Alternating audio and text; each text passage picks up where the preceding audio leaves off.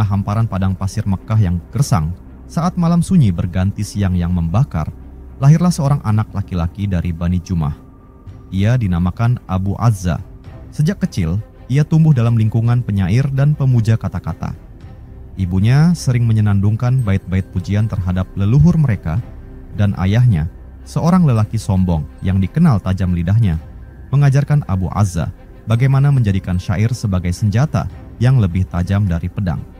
Abu Azza tumbuh menjadi lelaki bertubuh biasa namun berlidah tajam. Kata-katanya mampu memancing tawa, memicu amarah, dan bahkan menyulut perang. Ia dikenal sebagai penyair Mekkah yang berani. Di pasar Ukas, tempat berkumpulnya para penyair dari seantero jazirah Arab, Abu Azza sering mengundang decak kagum dan amarah karena kelihayannya merangkai syair sindiran yang pedas.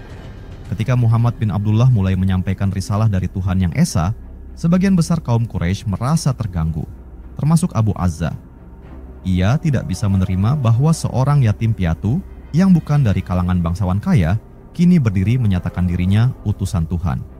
Maka Abu Azza mengangkat pena dan lidahnya. Ia menulis, menyindir, mengejek Nabi di hadapan khalayak, menyusupkan ejekan dalam syairnya. Salah satu puisinya yang paling dikenal berbunyi, "Apakah kita akan tinggalkan berhala demi Muhammad? Lelaki miskin, tanpa pelindung, tanpa pasukan.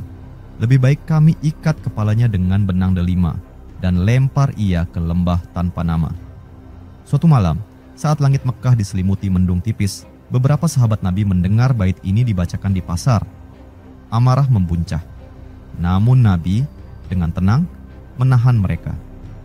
"Biarkan ia," kata Muhammad. Suaranya dalam dan tenang. Sesungguhnya syair yang lahir dari kebencian akan memakan dirinya sendiri. Waktu berlalu. Perang Badar meletus. Abu Azza, meski bukan pejuang, ikut berangkat bersama pasukan Quraisy. Ia ingin menyaksikan kehancuran kaum muslimin dan menulis syair kemenangan. Namun takdir berkata lain. Kaum Quraisy kalah. Abu Azza ditangkap dan dibawa ke hadapan Rasul. Ia berdiri dalam keadaan compang-camping. Wajahnya dipenuhi debu. Ketika melihat Muhammad, ia segera bersujud memohon. "Wahai Muhammad, aku miskin, aku punya anak-anak yang masih kecil. Ampunilah aku demi Tuhanmu, aku tidak punya apa-apa, bebaskan aku." Muhammad memandangnya lekat-lekat. Hening menyelimuti tenda itu. "Aku akan membebaskanmu," kata Muhammad akhirnya, "dengan satu syarat. Jangan engkau menyakiti kami lagi dengan lidah dan puisimu." Abu Azza mengangguk. "Aku bersumpah tidak akan melakukannya lagi. Demi hidup anak-anakku." Muhammad membebaskannya. Namun, beberapa bulan kemudian, di Perang Uhud, Abu Azza kembali muncul. Kali ini ia tak hanya membawa kata, tapi juga senjata. Ia kembali mengejek Nabi dengan syairnya, menyebarkan kebencian di tengah pasukan Quraisy, membakar semangat musyrikin dengan bait-bait dustanya. Setelah kekalahan kaum muslimin di Uhud, Abu Azza kembali ke Mekkah dengan penuh kebanggaan. Ia menulis lagi, "Muhammad tidak lain hanyalah bayangan yang tenggelam di pasir Uhud yang merah." Namun tak lama kemudian, pasukan muslimin menangkapnya lagi dalam satu pertempuran kecil. Ia kembali dibawa ke hadapan Muhammad. Kali ini, wajahnya pucat. Ia tahu, ia telah mengingkari janjinya. Ia jatuh bersujud. "Ampunilah aku, wahai Muhammad, sekali lagi saja, demi anak-anakku." Namun kali ini, Nabi tidak menjawab dengan suara yang sama seperti dahulu. Ia berdiri lama, memandangi Abu Azza. "Engkau telah berjanji, tapi engkau mengkhianati janji itu. Engkau telah menyakiti kami dengan kata-kata, dan kau ikut dalam barisan mereka yang ingin membunuh kami." Abu Azza gemetar. "Aku terpaksa, mereka memaksaku." Namun Nabi menggeleng. "Tidak, kau memilih dengan kehendakmu sendiri, dan setiap pilihan memiliki harga." Lalu Nabi memerintahkan agar Abu Azza dihukum mati. Beberapa prajurit muslim menyeret Abu Azza keluar perkemahan. Ia meronta, berseru, namun tak ada yang datang menolong. Di saat-saat terakhir, ia menangis bukan karena takut mati, tapi karena bait-baitnya yang dahulu penuh kebencian kini kembali menghantuinya. Ia menatap langit untuk terakhir kali, lalu terkulai. Diameter syairnya berhenti. Kisah Abu Azza berakhir bukan di atas panggung pasar, tetapi di tanah sunyi, tempat ia tidak bisa lagi menulis, tidak bisa lagi mengejek. Dan umat Islam mengingatnya bukan sebagai penyair besar, tapi sebagai lidah yang dibakar oleh syairnya sendiri. Angin padang pasir berhembus perlahan, membawa debu dan bisikan kematian dari tempat tubuh Abu Azza terbujur. Ia yang dahulu dielu-elukan oleh para bangsawan Quraisy, kini tak seorang pun datang menjemput jenazahnya. Tubuhnya terbaring di antara bebatuan kering, seperti syair-syairnya yang kini telah kehilangan makna. Di sisi lain, para sahabat yang menyaksikan peristiwa itu diam dalam hening. Tak seorang pun berbicara. Di tengah mereka, Muhammad berdiri tegak.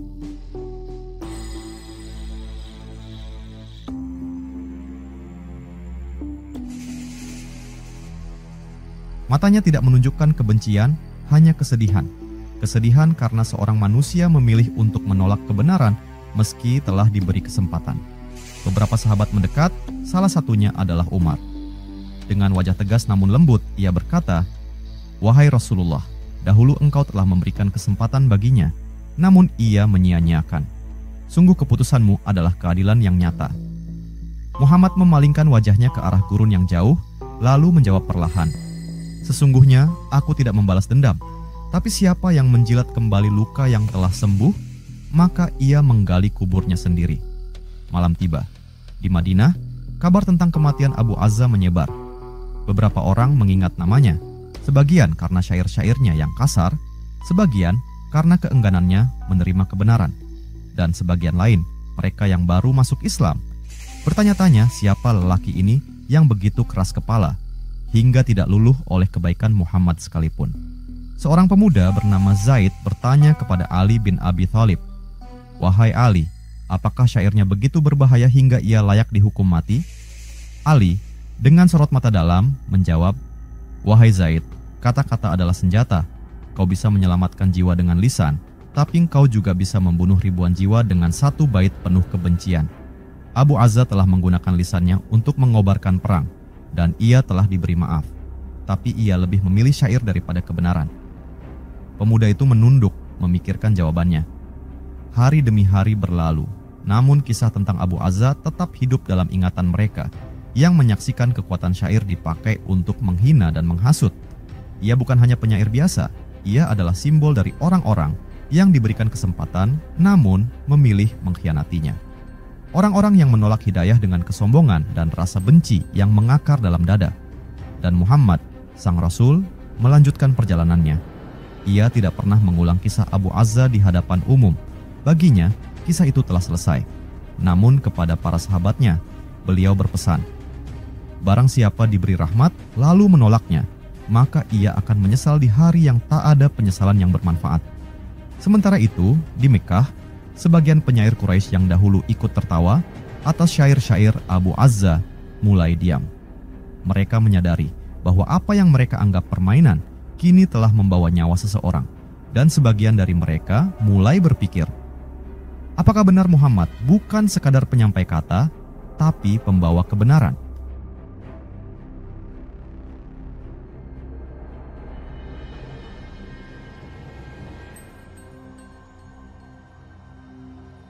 Demikian kisah Abu Azza, penyair yang menjadikan lisannya pedang dan akhirnya binasa oleh ketajamannya sendiri. Ia adalah peringatan bagi setiap manusia yang mempermainkan kebenaran dengan kebohongan dan menjadikan puisi sebagai senjata fitnah. Beberapa bulan berlalu sejak kematian Abu Azza, kota Madinah mulai menata kembali langkahnya setelah luka perang Uhud. Namun dalam kesunyian malam-malam panjang, masih ada yang teringat akan lelaki itu, bukan karena syairnya yang megah, tetapi karena pilihannya yang tragis. Di sebuah malam yang dingin, saat Muhammad tengah duduk di bawah langit penuh bintang bersama beberapa sahabatnya, seorang lelaki tua dari suku Quraisy yang baru hijrah mendekat. Namanya Al-Mughirah. Ia dahulu mengenal Abu Azza secara pribadi. Mereka pernah duduk bersama di pasar Ukas, menertawakan bait-bait yang mengejek para nabi terdahulu. Ia membuka suaranya parau karena usia. "Wahai Rasulullah," katanya pelan, "aku ingin bertanya, bukan untuk menentang, tapi untuk memahami. Abu Azza, mengapa ia tak bisa berubah, padahal engkau telah memaafkannya?" Nabi Muhammad menatapnya dengan tatapan yang tak marah, namun juga tak meneduhkan. Wajahnya sunyi.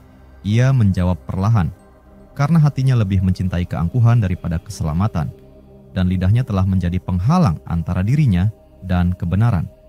Kemudian beliau melanjutkan, Suaranya semakin dalam, seolah bicara bukan hanya pada Al-Mughirah, tapi juga pada zaman yang akan datang. Ketahuilah, ada manusia yang takluk oleh pedang, ada yang tunduk oleh kebaikan, dan ada yang tak akan tersentuh oleh apapun, sebab hatinya telah dikunci oleh dirinya sendiri. Abu Azza termasuk yang terakhir, bukan karena ia tidak mampu melihat cahaya, tapi karena ia memilih membenci cahayanya. Al-Mughirah menunduk, ia terdiam lama. Kemudian ia berkata dengan suara yang bergetar, "Dulu aku ikut tertawa ketika Abu Azza membacakan syair-syairnya, tapi kini aku menangis. Bukan karena ia telah tiada, tapi karena ia mati tanpa membawa iman." Nabi Muhammad memandangnya, lalu meletakkan tangan lembutnya di pundak lelaki tua itu. "Air matamu adalah penghapus bagi dosa masa lalumu, wahai Mughirah. Tapi ingatlah, jangan sekadar menyesal atas kematian seseorang. Tundukkanlah hatimu agar tidak mengikuti jejaknya." Dan malam itu para sahabat terdiam. Mereka tidak lagi membicarakan kepergian Abu Azza dengan kemarahan, tapi dengan pelajaran. Sebab dari kisah lelaki yang hidup dengan syair dan mati karena pengkhianatannya terhadap janji, mereka belajar bahwa tidak semua musuh datang membawa pedang. Ada yang datang membawa kata-kata. Dan kata-kata, jika digunakan untuk memutarbalikkan kebenaran, bisa jauh lebih berbahaya dari senjata apapun.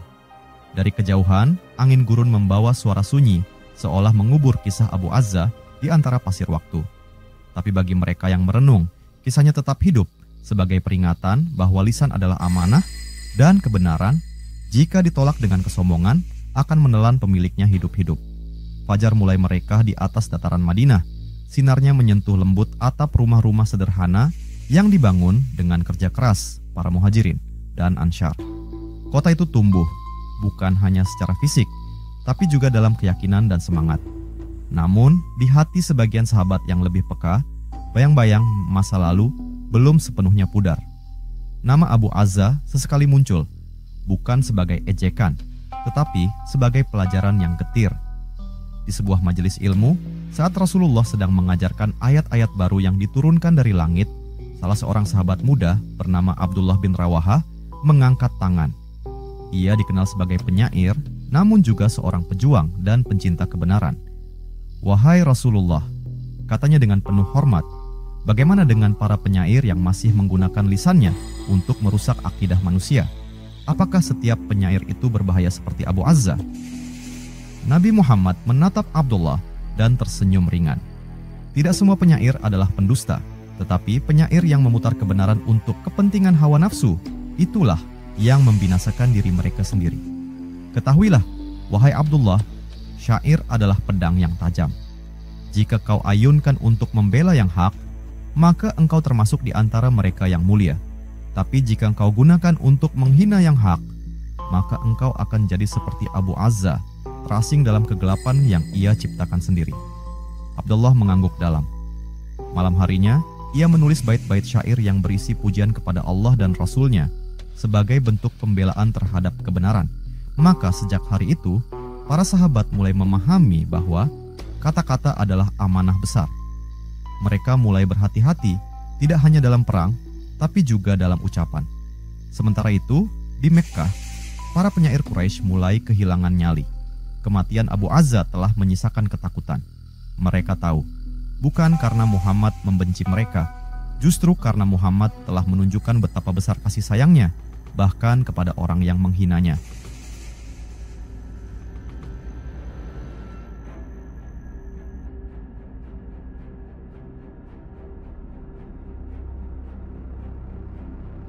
Tapi jika seseorang dengan sadar dan sengaja melanggar janji yang telah diberi dalam maaf, maka itu adalah pengkhianatan terhadap keadilan. Salah satu penyair Quraisy yang bernama Labid, yang dulunya sering bersaing dengan Abu Azza, mulai diam. Ia tak lagi mengangkat lisan untuk mencaci. Bahkan, diam-diam ia mulai membaca syair-syair yang bersifat hikmah dan menjauh dari bait-bait permusuhan. Ia pernah berkata kepada temannya, "Dulu aku iri pada Abu Azza. Ia mampu membuat pasar ukas bersorak dengan satu baris kata, tapi kini aku sadar lidahnya yang tajam telah menjadi tali yang menjerat lehernya sendiri." Waktu terus berjalan dan Islam terus berkembang. Kisah Abu Azza tidak ditulis dalam gulungan perkamen atau batu-batu tugu. tapi ia tertulis dalam hati mereka yang mengingatnya sebagai pelajaran, bahwa manusia diberi akal dan lisan bukan untuk menyombongkan diri, tapi untuk menyampaikan kebenaran dengan adil, bahwa kematian itu tidak hanya tentang tubuh yang tergeletak, tapi tentang warisan yang ditinggalkan oleh kata-kata. Dan Muhammad, sang Nabi, terus melangkah, menyebarkan cahaya bukan dengan kebencian, tapi dengan rahmat. Ia tidak pernah mencari musuh, tapi jika ada yang datang menebar permusuhan, ia tidak ragu untuk bertindak demi menjaga umat dari kebohongan yang merusak. Di senja yang tenang, ketika para sahabat duduk bersila mendengar kisah para nabi terdahulu, seorang anak bertanya kepada ayahnya, "Apakah penyair bisa masuk surga?" Sang ayah, seorang tua bijak dari kalangan Ansyar, menjawab sambil menatap langit, "Jika syairnya membela kebenaran, maka ia akan disambut oleh para malaikat. Tapi jika syairnya menjadi jaring bagi syirik dan kebohongan, maka neraka akan menantinya." Abu Azza memilih yang kedua, tapi kamu, anakku, masih bisa memilih yang pertama. Dan begitu kisah Abu Azza ditinggalkan waktu, namun tidak pernah dilupakan oleh hikmah. Waktu terus bergulir.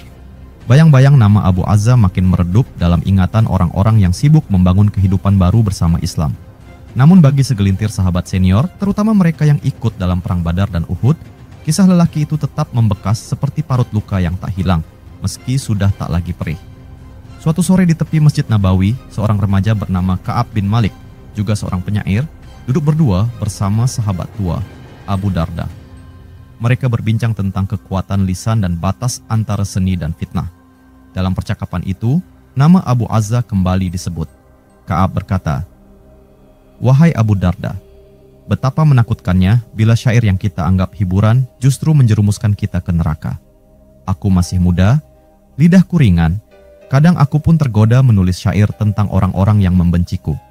Tapi setiap kali aku hampir menulisnya, aku teringat kisah Abu Azza." Abu Darda tersenyum tipis, matanya menyipit karena cahaya matahari senja. Ia menatap Ka'ab sejenak sebelum menjawab, "Wahai anak muda, engkau diberi nikmat yang tak semua orang punya, kemampuan bicara yang bisa menggerakkan hati. Tapi ingatlah, itulah pula nikmat yang membuat Abu Azza tergelincir. Ia bisa menyusun kata-kata menjadi badai, tapi ia memilih mengarahkan badai itu ke arah yang salah." Ka'ab mengangguk dalam-dalam. Kemudian ia bertanya, "Apakah Rasulullah pernah menyebut namanya lagi setelah kematiannya?" Abu Darda memejamkan mata, seolah mengais kenangan yang telah lama terkubur. "Tidak secara langsung," katanya pelan. "Namun aku pernah mendengarnya bersabda dalam satu majelis, seorang mukmin tidak akan tersengat 2 kali dari lubang yang sama. Saat itu kami tahu, sabda itu ditujukan kepada semua yang pernah memberi maaf, tapi dikhianati. Dan kami tahu, beliau sedang berbicara tentang Abu Azza tanpa menyebut namanya." Ka'ab termenung. Kemudian ia berbisik lirih seolah kepada dirinya sendiri, "Semoga lidahku tidak menjadi penyebab kehancuranku." Di malam yang lain, Umar bin Khattab duduk bersama beberapa pemuda Madinah yang baru saja masuk Islam. Mereka meminta nasihat tentang berdakwah, tentang menghadapi hinaan dan caci maki dari kaum musyrik yang masih tersebar. Umar dengan suara tegasnya yang khas berkata, "Jika mereka mencaci kalian, bersabarlah. Jika mereka menghina Nabi, ingatlah bagaimana beliau memaafkan Abu Azza. Tapi jika mereka terus melakukannya, seperti Abu Azza yang kembali mengkhianati janji, maka mereka bukan hanya musuh Islam, mereka musuh bagi keadilan." Salah satu pemuda bertanya, "Apakah memaafkan mereka adalah kelemahan?" Umar menggeleng keras, "Tidak, justru memaafkan itu kekuatan. Tapi jika ada yang menyalahgunakan ampunan untuk menikam dari belakang, seperti Abu Azza, maka membiarkannya hidup sama saja dengan membiarkan racun menyebar ke dalam tubuh umat. Rasulullah tidak membunuh karena dendam, beliau menghukum karena keadilan." Dan para pemuda itu belajar satu hal, bahwa Islam bukan agama yang tunduk pada kebencian, tapi juga bukan agama yang membiarkan pengkhianatan.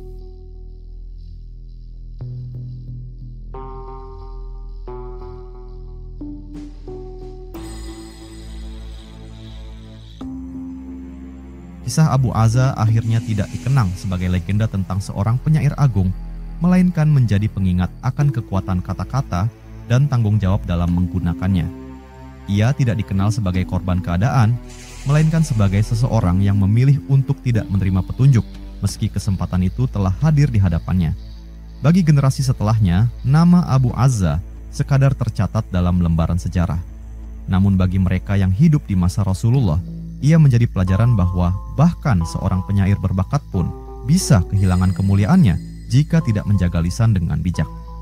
Malam pun menutup kisah ini dalam keheningan. Di langit Madinah yang dipenuhi bintang, tidak satu pun menyebut namanya lagi.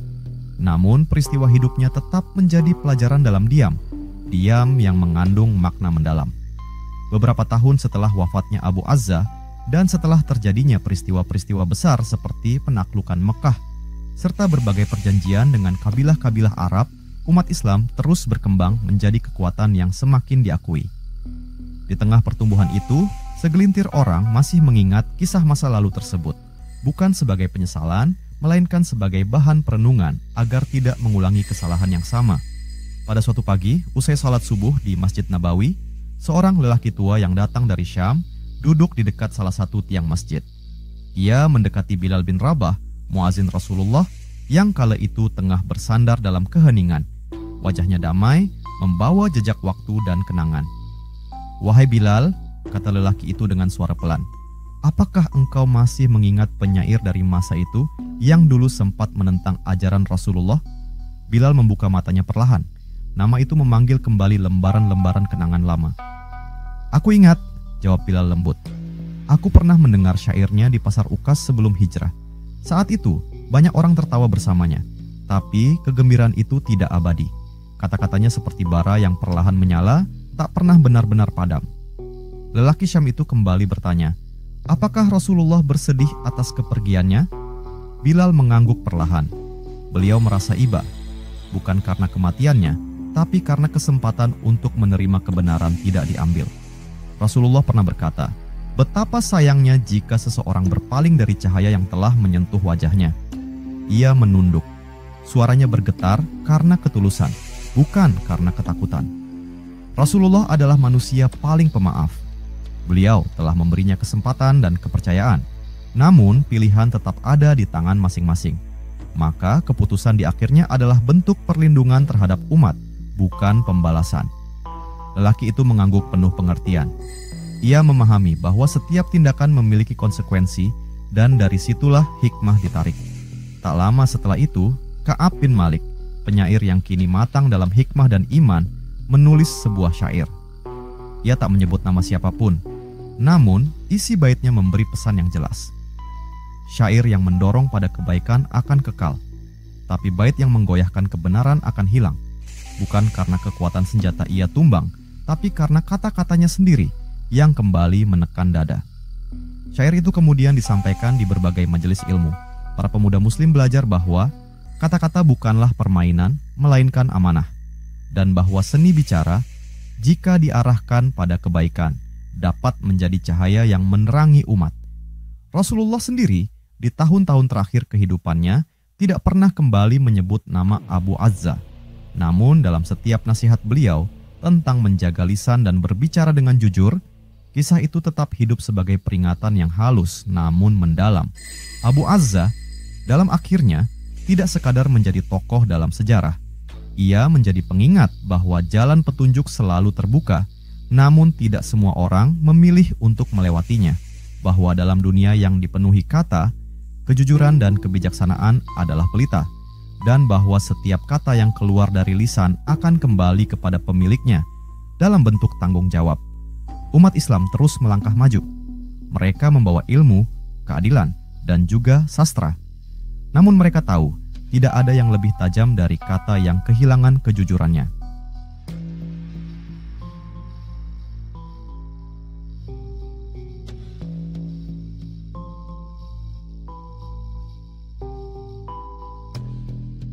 Said memandang mereka dengan mata sayu. Ia mengangguk pelan, lalu mulai bercerita dengan suara rendah, namun tegas. Abu Azza, katanya, bukan sekadar penyair. Ia adalah cermin dari manusia yang lebih mencintai keagungan diri daripada kejujuran hati. Ia pernah berdiri tepat di hadapan Rasulullah. Ia melihat wajah itu, wajah yang bersinar, penuh ampunan, penuh kasih. Ia diberi maaf. Ia bahkan dilepaskan, dibebaskan dengan janji yang ia ucapkan sendiri dari mulutnya. Tapi hatinya masih terikat pada dunia. Said menatap para pemuda itu satu persatu. Ketahuilah, jika seseorang lebih mencintai suku, pujian manusia, atau egonya dibandingkan dengan Allah dan Rasul-Nya, maka tak akan ada cahaya yang bisa menembus hatinya. Ia akan buta meski matanya melihat. Ia akan mati meski tubuhnya hidup. Harits bertanya lagi, apakah ia sempat menyesal sebelum dihukum? Said menghela napas panjang, lalu menjawab, ia menangis, ia memohon. Tapi bukan karena ia menyesali perbuatannya, melainkan karena takut mati. Rasulullah menatapnya lama sekali kala itu, dan kami yang berada di sekitar beliau melihat betul bahwa keputusan itu berat. Tapi keadilan tidak bisa dibeli dengan air mata yang palsu. Rasulullah bersabda, engkau telah berjanji, lalu engkau langgar. Tak ada tempat bagi pengkhianatan kedua. Maka ia pun dihukum. Sunyi menggantung di antara mereka. Angin malam berembus masuk lewat jendela terbuka. Tidak ada yang berani bicara. Lalu Said melanjutkan dengan suara yang lebih dalam. Jangan kalian kira syair hanya permainan. Jangan kalian kira lidah bisa digunakan sesuka hati, lalu ditarik kembali dengan permintaan maaf. Setiap kata adalah tanggung jawab. Abu Azza tidak terbunuh oleh pedang. Ia dibunuh oleh kata-katanya sendiri. Ia memanggil kutukannya sendiri dan ia menyambutnya dengan kesombongan. Seorang murid paling muda dengan suara lirih bertanya, apakah mungkin ia diampuni di akhirat? Said menatap bocah itu, lalu menjawab dengan pelan, itu bukan urusan kita. Tapi ketahuilah, yang mati tanpa taubat, dalam keadaan menentang Rasulullah setelah mengingkari janji, sungguh ia telah memilih jalannya sendiri. Kita hanya bisa berdoa agar hati kita tidak tertutup sebagaimana hatinya. Malam itu ditutup dengan diam. Para pemuda pulang ke rumah masing-masing dengan wajah termenung, membawa pelajaran yang tidak mereka duga akan sedalam itu. Dan begitulah, Abu Azza, penyair yang dahulu dielu-elukan karena kelihayannya merangkai kata, kini hanya disebut dalam bisikan pelajaran. Bukan untuk dipuja, bukan untuk dikutuk, tapi untuk diingat sebagai peringatan abadi tentang bahaya lisan, kesombongan, dan pengkhianatan atas rahmat yang telah diberikan. Sebab kadang, yang paling tragis bukanlah kematian itu sendiri, tetapi kesempatan yang disia-siakan. Beberapa tahun kemudian, ketika Rasulullah telah wafat dan kaum muslimin memasuki zaman para khalifah, khususnya di masa pemerintahan Umar bin Khattab, sejarah ditulis ulang bukan hanya dalam lembaran tinta, tetapi dalam kenangan dan pelajaran yang diwariskan secara lisan dari mulut para sahabat yang masih hidup. Pada suatu hari yang terik di Madinah, Khalifah Umar duduk bersama para pembesar dan penulis sejarah Islam. Di hadapan mereka terbuka beberapa lembar papirus yang mencatat peristiwa-peristiwa besar. Perang Badar, Uhud, Khandaq. Nama-nama seperti Hamzah, Mus'ab bin Umair, dan Zubair bin Awam tertulis dengan tinta yang kuat dan tegas. Namun, ketika sampai pada lembaran tentang para musuh Islam, Umar menatap tajam nama yang tertera di sana, Abu Azza al-Jumahi. Ia menghela napas panjang, lalu berkata kepada sekretarisnya, tuliskan kisahnya, tapi jangan muliakan namanya. Jangan kau ukir ia di antara para syuhada, tapi letakkan ia sebagai pelajaran tentang siapa yang menolak kebenaran, meski kebenaran itu telah menyentuh wajahnya sendiri. Salah seorang tabi'in yang hadir bertanya, wahai Amirul Mukminin, mengapa masih perlu disebutkan namanya? Bukankah lebih baik dilupakan saja? Umar menatapnya dengan tajam, seperti halilintar yang hendak menyambar. Tidak, justru ia harus disebut, agar manusia tahu bahwa lisan bisa lebih mematikan daripada panah, bahwa seorang penyair bisa menebar racun yang lebih tajam dari mata pedang, dan agar setiap generasi tahu bahwa memaafkan itu mulia, tapi mengkhianati maaf adalah kehinaan yang tidak akan ditutupi oleh kata manis. Lalu Umar memerintahkan agar kisah Abu Azza ditulis di bagian yang mengisahkan tentang pengkhianat-pengkhianat yang tak diberi kesempatan ketiga. Ia tidak dihapus, ia tidak disucikan, ia dijadikan tanda bahaya. Sementara itu, di pelosok Hijaz, para pendakwah mulai memasukkan kisah Abu Azza ke dalam khutbah-khutbah mereka. Bukan dengan penuh kebencian, tapi dengan rasa gentar. Para ayah mendongengkan kisahnya kepada anak-anak mereka di malam hari. Bukan sebagai pahlawan, melainkan sebagai pengingat akan bahaya lidah yang menjilat dusta setelah mencium kebenaran.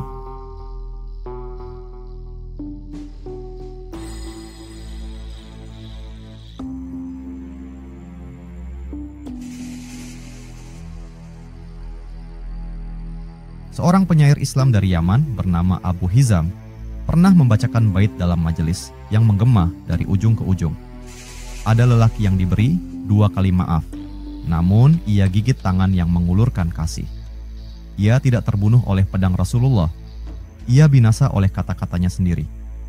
Dan bait itu kemudian dipahat di pintu sekolah-sekolah tahfiz di Kufah dan Basrah sebagai pengingat bagi para qari dan penulis bahwa tidak semua kata membawa keselamatan.